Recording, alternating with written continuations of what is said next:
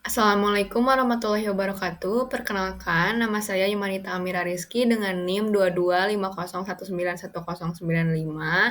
Pada hari ini, saya akan mempresentasikan mengenai tugas sebelum praktikum farmasi terpadu, yaitu mengenai bab pelayanan kefarmasian. Untuk garis besar dari presentasi ini, yang pertama adalah ada alur pengelolaan sediaan farmasi, alkes, dan bahan medis habis pakai di sarana pelayanan kefarmasian, lalu penulisan resep, juga pengkajian resep, lalu masalah terkait obat atau drug-related problem, lalu swamedikasi dan tata laksananya, lalu ada penyakit degeneratif dan parameter klinik terkait, serta efek samping dan cara mengisi formulir terkait. Adapun pembahasan pertama adalah mengenai alur pengelolaan sediaan farmasi, alat kesehatan, dan bahan medis habis pakai di sarana kefarmasian. Apoteker bertanggung jawab terhadap pengelolaan sediaan farmasi, alat kesehatan, dan bahan medis habis pakai di sarana pelayanan kefarmasian. Sesuai dengan ketentuan yang berlaku serta memastikan kualitas, manfaat, dan keamanannya. Pengelolaan sediaan farmasi, alat kesehatan, dan bahan medis habis pakai harus dilaksanakan secara multidisiplin, terkondisi, dan menggunakan proses yang efektif untuk menjamin kendali mutu dan kendali biaya.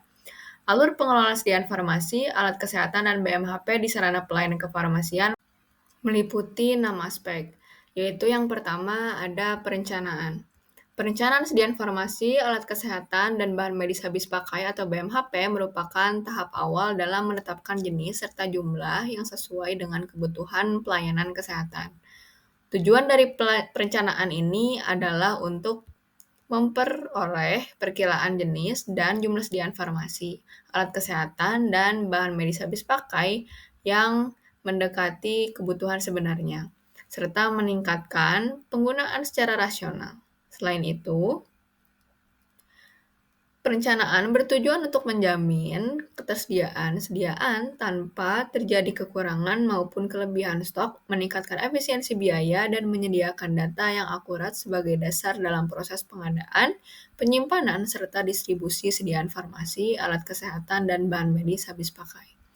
Proses perencanaan kebutuhan sediaan farmasi, alat kesehatan, dan bahan medis habis pakai atau BMHP dilakukan melalui beberapa tahapan yang sistematis, yaitu tahapan pertama adalah persiapan, yang meliputi penentuan komoditas yang akan direncanakan, penyusunan daftar spesifik serta termasuk obat generik dan bermerek, serta memperhatikan waktu pengadaan, estimasi periode kebutuhan, safety stock, dan lead time.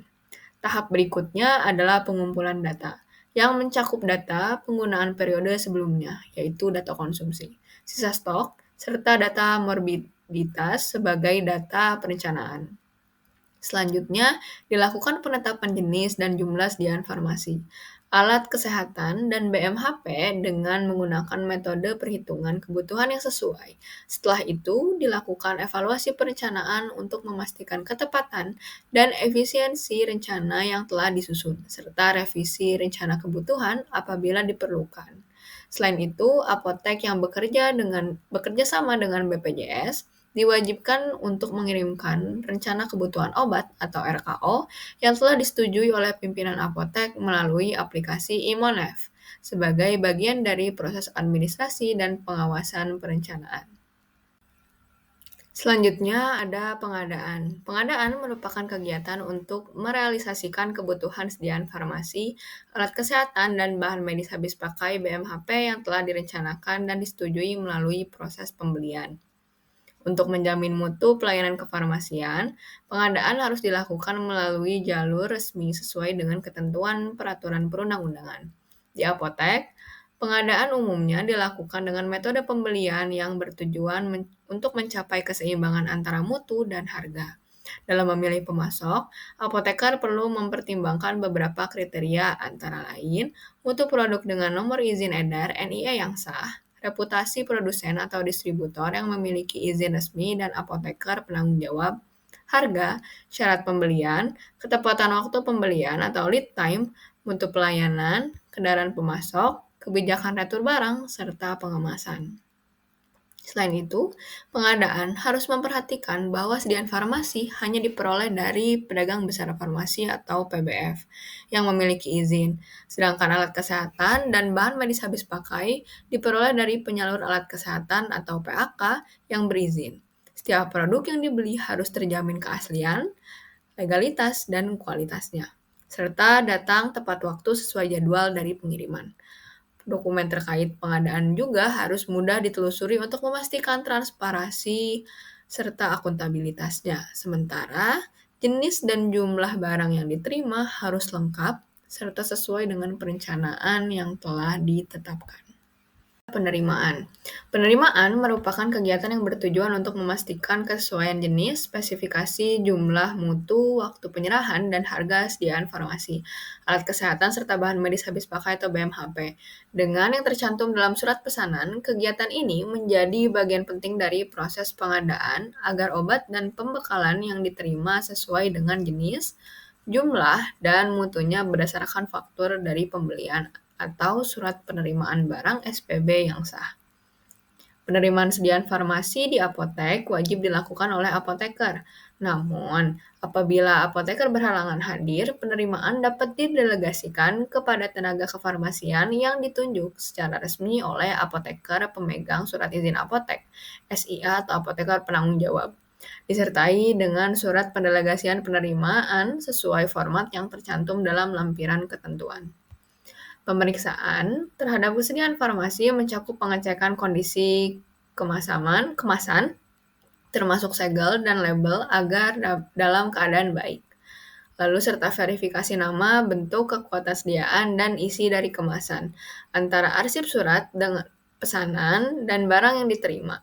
Selain itu, perlu dilakukan pencocokan antara kondisi fisik obat dengan data pada faktur pembelian dan atau surat pengiriman, meliputi nama produsen, pemasok, jumlah, bentuk, kekuatan, isi kemasan, nomor batch, dan tanggal kadaluarsa untuk menjamin mutu dan keamanan obat sebelum disimpan atau digunakan. Selanjutnya ada penyimpanan. Penyimpanan merupakan kegiatan menempatkan dan memelihara sediaan farmasi, alat kesehatan, serta bahan medis habis pakai di tempat yang aman untuk menjaga mutu, mencegah penyalahgunaan, serta memudahkan pengawasan. Tujuannya adalah memastikan kualitas dari sediaan agar tetap terjaga dan ketersediaannya terjamin. Ruang penyimpanan harus bersih, rapi, bebas hama, serta memiliki ventilasi dan suhu terkontrol di bawah 25 derajat Celcius atau suhu ruang, serta dilengkapi lemari pendingin dan alat pemantau suhu. Penyimpanan mengikuti prinsip FIFO atau First In, First Out, dan FEFO atau First Expired, First Out. Disusun berdasarkan bentuk sediaan, kelas terapi, dan alfabetis.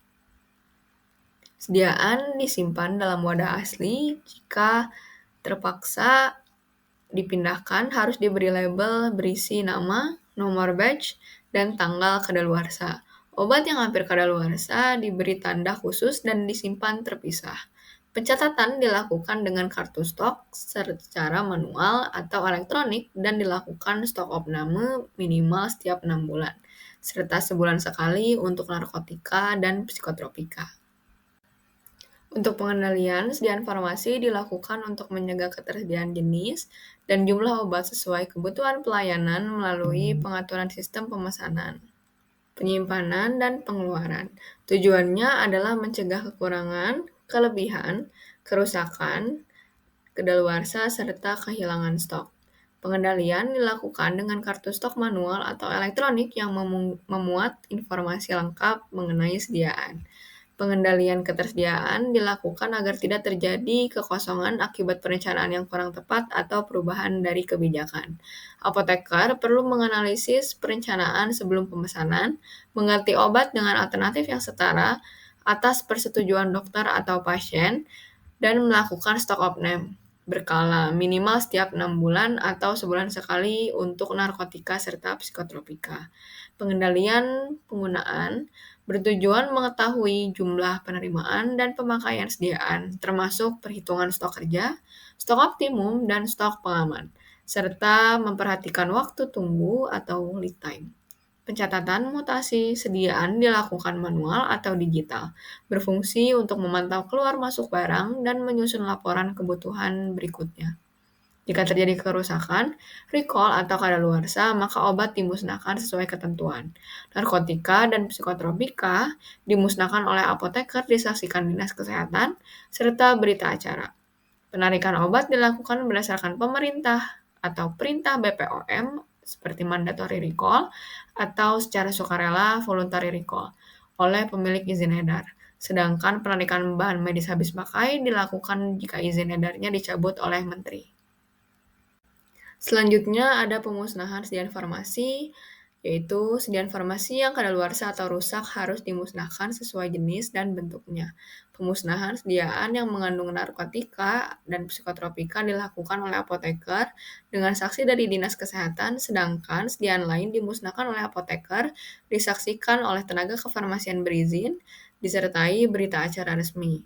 Resep yang disimpan lebih dari 5 tahun juga dapat dimusnahkan oleh apoteker dengan saksi dan berita acara, kemudian dilaporkan ke Dinas Kesehatan.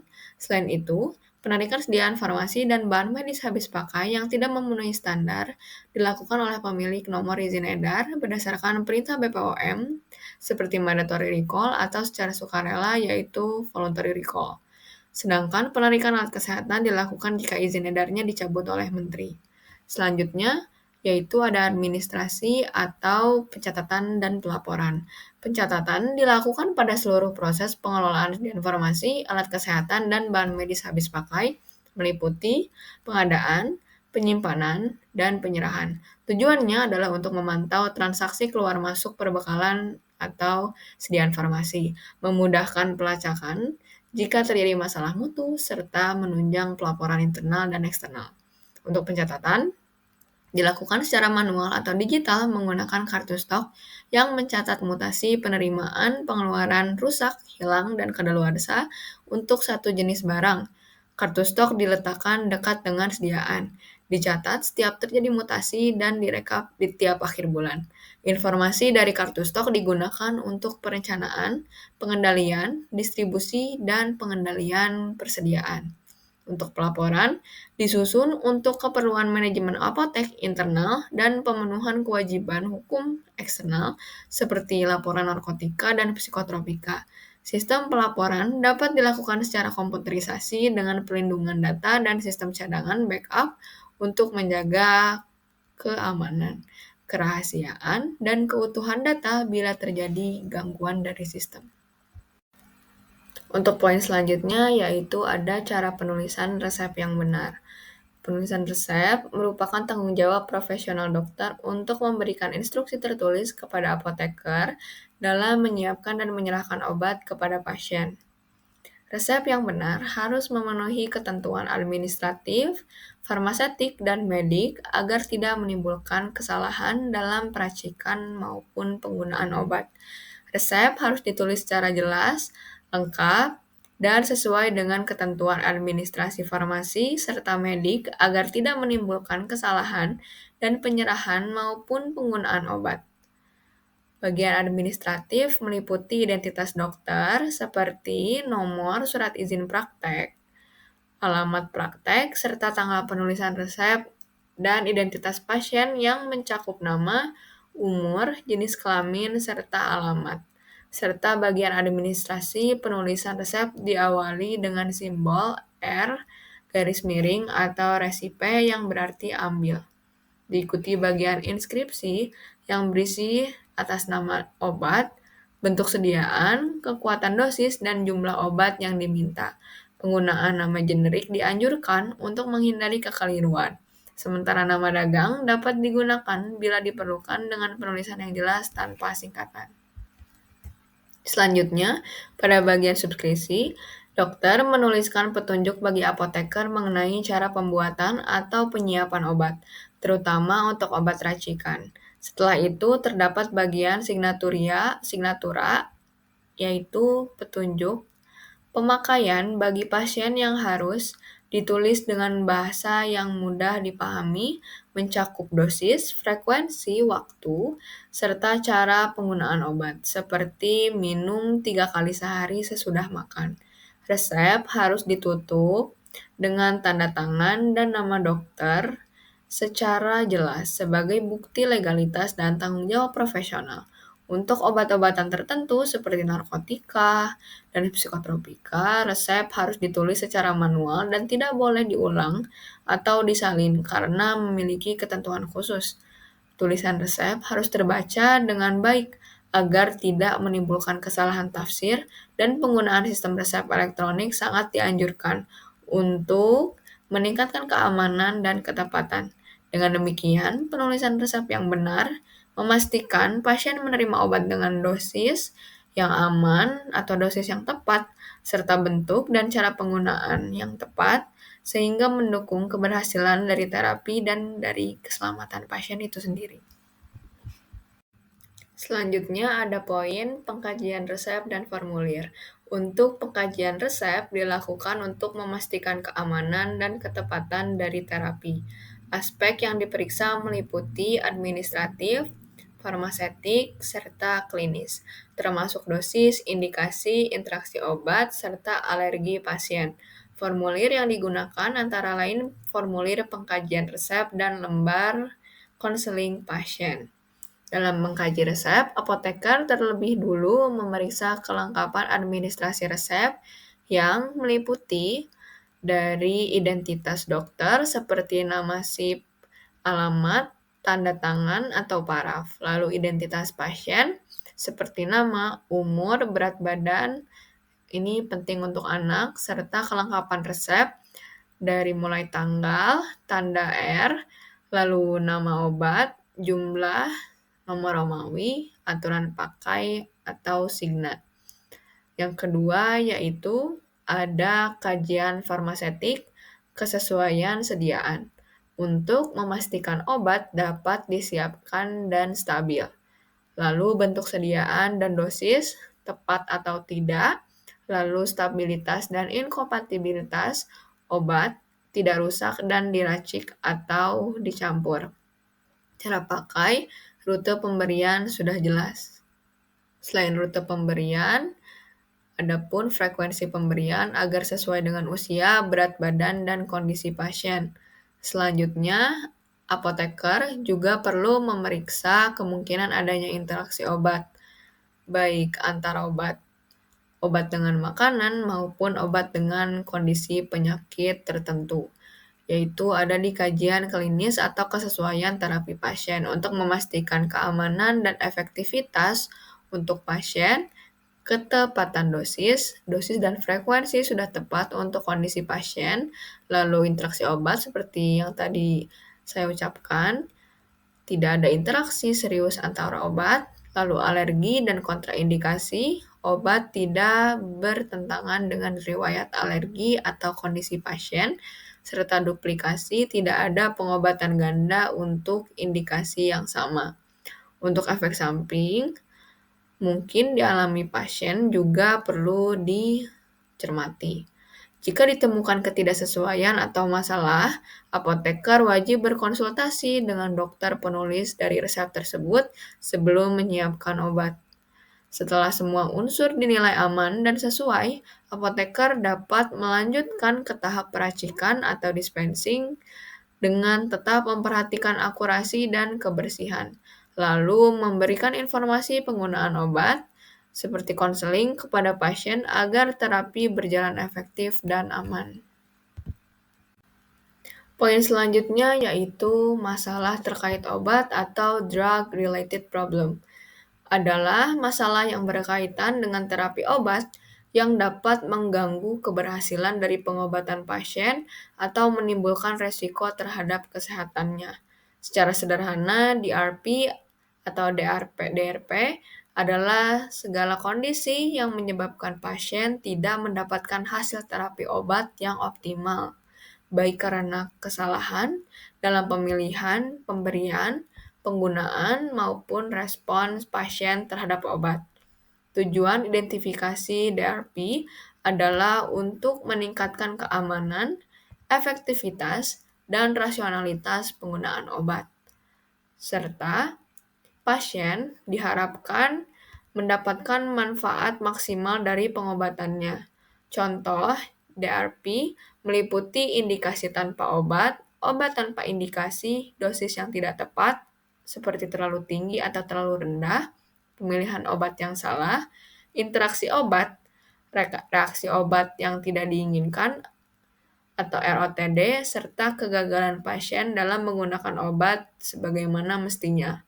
Dengan kata lain, masalah terkait obat merupakan bagian penting dari asuhan kefarmasian atau pharmaceutical care, di mana apoteker berperan aktif dalam mendeteksi, mencegah, dan menyelesaikan masalah yang timbul akibat penggunaan obat. Untuk yang pertama, yaitu ada indikasi tanpa obat, yaitu pasien memiliki kondisi medis yang memerlukan obat, namun obat tersebut tidak diresepkan. Lalu contohnya yaitu seperti pasien hipertensi juga memiliki gejala nyeri berat, tetapi tidak diberikan pereda nyeri. Lalu ada penggunaan obat tanpa indikasi, yaitu obat diresepkan atau digunakan, padahal tidak ada indikasi medis yang jelas atau sudah tidak diperlukan oleh pasien. Contohnya yaitu pasien terus menerima antibiotik, padahal infeksi sudah teratasi. Atau pemberian vitamin berlebihan tanpa ada defisiensi. Lalu, pilihan obat yang kurang tepat atau improper drug selection, yaitu obat yang dipilih tidak tepat atau salah obat, kontraindikasi, atau adanya obat lain yang lebih efektif atau aman. Untuk contohnya yaitu misalnya obat A dipilih padahal pasien alergi terhadap golongan obat A, atau obat yang dipilih tidak sesuai dengan pedoman terapi terbaru.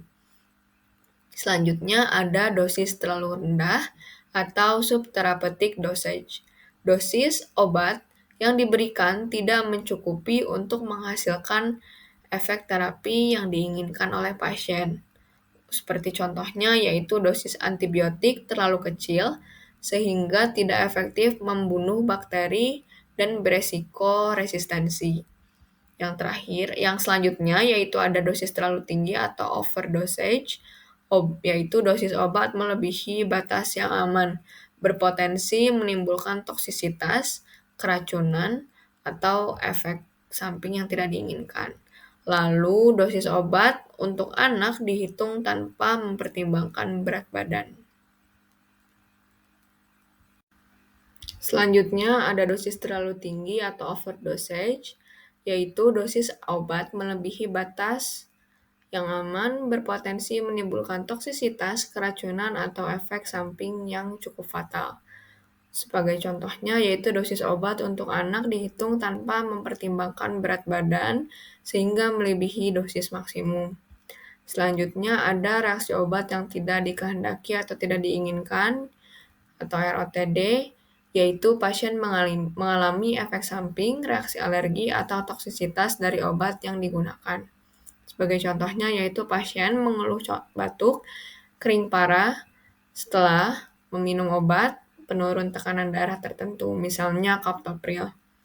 Selanjutnya ada interaksi obat atau drug interaction, yaitu pemberian 2 atau lebih obat atau obat dengan makanan atau suplemen yang berinteraksi sehingga mengubah efek obat.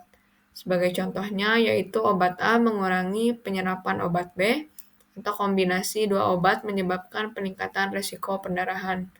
Yang terakhir, ada kegagalan menerima obat atau failure to receive medication. Sebagai penjelasannya yaitu pasien tidak dapat menggunakan obat karena masalah ketersediaan, biaya, atau ketidakpatuhan, yaitu kepatuhan pasien yang cukup rendah. Sebagai contohnya yaitu obat yang diresepkan tidak tersedia di apotek, atau pasien berhenti minum obat karena harganya yang mahal. Swamedikasi atau self-medication adalah tindakan seseorang untuk menggunakan obat tanpa resep dokter guna mengatasi gejala penyakit ringan yang sudah dikenal, seperti demam, sakit kepala, batuk, atau gangguan pencernaan ringan. Tujuan utama dari swamedikasi adalah membantu masyarakat menangani keluhan kesehatan dengan cepat, efisien, dan mandiri sehingga masyarakat dapat menangani keluhan kesehatan ringan dengan cepat. Namun, swamedikasi harus dilakukan secara bertanggung jawab, berdasarkan informasi yang benar tentang obat yang digunakan. Dalam menggunakan swamedikasi, terdapat beberapa prinsip yang harus diperhatikan, yaitu tepat obat, tepat dosis, tepat cara, dan tepat waktu penggunaan. Masyarakat juga perlu memperhatikan efek samping dan membaca label obat dengan cermat sebelum digunakan. Obat yang diperbolehkan untuk swamedikasi meliputi obat bebas, yaitu berlogo hijau, dan obat bebas terbatas, berlogo biru, sedangkan obat keras, berlogo merah, hanya boleh digunakan dengan resep dokter. Apoteker memiliki peran penting dalam mendukung swamedikasi yang aman, yaitu memberikan informasi obat yang benar, membantu memilih obat sesuai gejala, serta memberikan edukasi mengenai efek samping dan interaksi obat. Risiko dari swamedikasi yang tidak tepat antara lain salah diagnosis, yaitu dosis yang tidak sesuai, reaksi obat yang tidak diinginkan, atau penundaan penanganan medis yang dapat memperburuk kondisi pasien. Oleh karena itu, swamedikasi harus dilakukan dengan penuh kehati-hatian dan kesadaran, agar manfaatnya dapat dirasakan tanpa menimbulkan risiko bagi kesehatan pasien. Tata laksana swamedikasi peran apoteker, yaitu pengkajian pasien, asesmen. Apoteker wajib mengumpulkan informasi detail dari pasien, mencakup gejala, durasi sakit, obat yang sudah dikonsumsi sebelumnya, riwayat alergi, dan kondisi khusus seperti kehamilan, usia anak, ataupun penyakit kronis. Tujuan utamanya adalah untuk memastikan apakah kondisi pasien layak untuk swamedikasi atau harus dirujuk ke dokter. Lalu rekomendasi obat, apoteker memilihkan obat yang paling tepat, aman dan rasional, tepat indikasi dan tepat dosis. Jika kondisi pasien serius atau masuk kategori risiko tinggi, apoteker harus menolak melayani swamedikasi dan merujuk pasien ke dokter. Lalu pemberian informasi, yaitu KIE atau konseling. Apoteker memberikan informasi lengkap mengenai cara penggunaan obat, dosis yang benar, lama pemakaian, serta potensi efek samping yang harus diwaspadai. Hal-hal yang perlu dihindari, misalnya makanan atau minuman tertentu, serta tanda-tanda kapan pasien harus segera berhenti minum obat dan berkonsultasi dengan dokter. Lalu, apoteker juga diharuskan untuk mendokumentasikan serta memonitoring seluruh kegiatan dari mulai pengkajian pasien, rekomendasi obat, serta pemberian informasi atau konseling. Selanjutnya ada tata laksana penyakit degeneratif. Tujuan dari tata laksana penyakit degeneratif yaitu mengendalikan kondisi kronis, yaitu bukan menyembuhkan, lalu mencegah atau memperlambat dari komplikasi. Penyakit degeneratif merupakan kelompok penyakit yang terjadi akibat penurunan fungsi sel, jaringan, atau organ tubuh secara bertahap seiring bertambahnya usia atau akibat dari gaya hidup yang tidak sehat. Penyakit ini bersifat kronis dan berkembang perlahan, seringkali tanpa gejala pada tahap awal. Contoh penyakit degeneratif antara lain diabetes mellitus, hipertensi, penyakit jantung koroner, osteoartritis, Alzheimer, dan kanker. Untuk jenis terapi dari penyakit degeneratif ini meliputi non-farmakologi, yaitu seperti gaya hidup, diet, dan olahraga. Untuk terapi farmakologi seperti obat, antihipertensi, antidiabetes, dan lain-lain yang rasional. Lalu parameter klinik utamanya seperti contoh, hipertensi tekanan darah, yaitu targetnya di bawah 130/80 mmHg, lalu diabetes, target atau parameter klinik utamanya yaitu gula darah puasa atau GDP dan HbA1c, yaitu target HbA1c kurang dari 7%. Lalu efek samping kritis yang wajib diwaspadai yaitu diabetes, insulin, yaitu resiko hipoglikemia, gula darah rendah. Lalu statin, kolesterol seperti nyeri atau kram otot.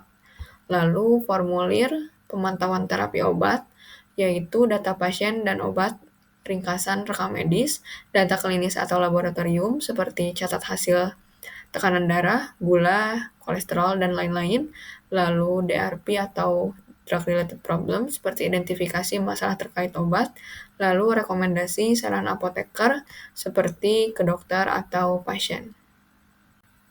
Sekian presentasi dari saya. Mohon maaf apabila ada kesalahan. Wassalamualaikum warahmatullahi wabarakatuh.